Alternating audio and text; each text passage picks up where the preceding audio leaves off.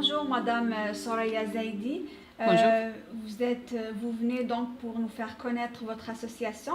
Vous êtes présidente de l'association Défi des Ailes. Parlez-nous de votre association.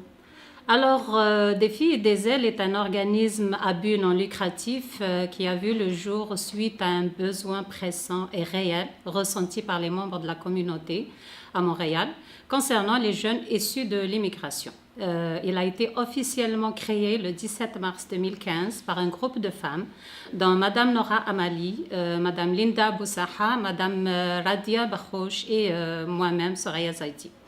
L'organisme des filles des ailes a été créé à l'origine pour venir en aide aux filles qui vivent des situations conflictuelles avec leurs parents.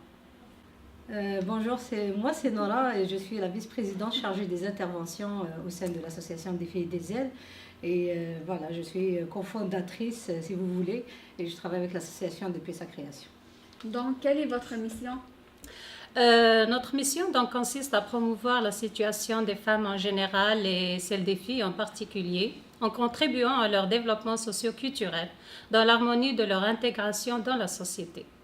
Nous œuvrons pour mettre à leur disposition les moyens nécessaires afin de prévenir certains problèmes comme les fugues, la drogue, la prostitution, le suicide, etc.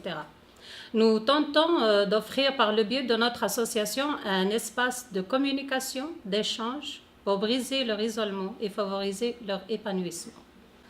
Je m'appelle Sarah Mogdad, je suis la secrétaire de l'association des filles des ailes. De quelle manière vous intervenez auprès des gens? Quels sont vos objectifs? Alors, nos objectifs consistent à conseiller, orienter les familles qui vivent des difficultés avec leurs jeunes, celles qui expriment un besoin d'aide ou celles dont les enfants ont été signalés à la DPJ pour une quelconque raison. Accompagner les familles aux rencontres avec la DPJ ou au tribunal, œuvrer pour un rapprochement de points de vue concernant la situation conflictuelle entre les familles et les intervenants de la DPJ, et aussi offrir aux filles un espace d'écoute, d'échange, de communication et de soutien. Je m'appelle Adjarsi Labiba, je suis membre active dans l'association des filles des ailes et je m'occupe de faire la relation entre d'autres organismes. Donc, quelles sont vos valeurs? Alors, nous avons plusieurs valeurs, mais les principales sont en premier lieu l'intégrité, l'ouverture sur l'autre, le respect des choix personnels et des différences, la transparence et bien sûr le professionnalisme. Salam, mon nom est Boussaha Linda, je suis vice-présidente de l'association des filles des ailes, chargée des préventions et des activités et des événements. Comment concrétisez-vous ces objectifs sur votre terrain de travail?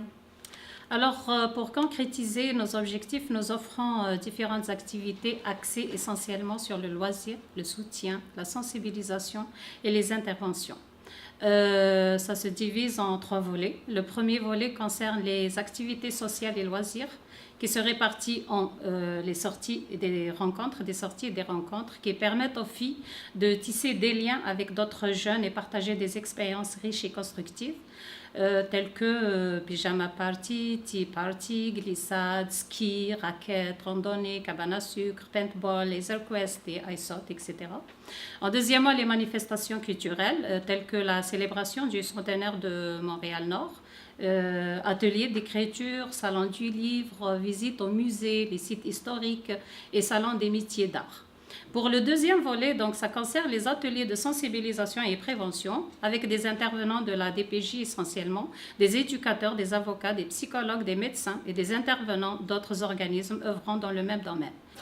Donc, mon nom c'est Dihia Kishou, donc je suis la présidente du comité jeunesse. Alors, le troisième volet, donc, ça concerne les interventions et les accompagnements. On intervient auprès des familles aux prises avec des difficultés avec leurs jeunes. On accompagne les parents lors de rencontres avec les intervenants de la DPJ ou lors d'audiences au tribunal. On conseille aussi et on oriente les familles vers des services spécialisés ou vers d'autres organismes disposant de ressources que nous n'avons pas. Bonjour, Imen Ménoir, trésorière de l'association. De quelle manière on peut vous aider ou contribuer à votre travail? Alors, en premier lieu, nous avons un besoin criant en bénévoles spécialisés en intervention sociale, en psychologie. Nous avons aussi besoin d'avocats pour offrir des cliniques juridiques gratuites aux familles.